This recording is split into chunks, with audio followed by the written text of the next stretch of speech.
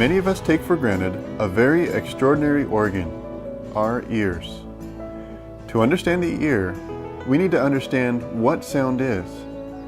The speakers you are listening to right now are vibrating, flexing in and out, causing a wave of pressure through the air. The frequency of these waves, or the speed at which the sound creating surface moves back and forth, affects the pitch of the sound. The level of air pressure in each wave is directly related to how loud the sound is. The outer part of our ear catches these waves. It faces forward and has a specially designed structure of curves, helping us to determine the direction of the sound and also emphasize the frequencies used in human speech. Now that the sound waves are caught, they travel through the ear canal and strike against our eardrum, a thin membrane about 10 millimeters wide. Now that we receive the sound, the middle ear transfers this energy. The smallest bones in your body, the malleus, incus, and stapes, start in motion.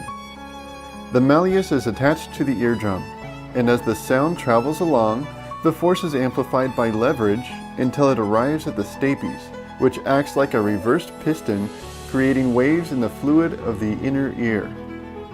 The most significant increase in pressure is caused by pneumatic amplification. The face of the stapes has a surface area of about 3.2 square millimeters, while the eardrum has a surface area of 55 square millimeters. Using this, along with leverage through the malleus and incus, the final pressure is 22 times greater than when the sound first arrived. Now we come to the most complicated part of the hearing, the cochlea. In reality, it is coiled up, but it is easier to understand straightened out. There are actually 3 chambers inside, but let's take a look at the central part. The stapes is causing pressure waves to travel through the structure. Along the inside wall is about 20 to 30,000 reed-like fibers. As the waves move along, they encounter fibers with the correct resonant frequency and energy is released. These fibers aren't actually what give us the signal that we heard something. There is a special structure next to these fibers containing hair cells.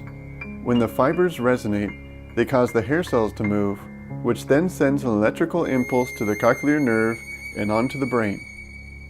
Certain pitches of sound will resonate in specific locations, and louder sounds will cause more hair cells to move.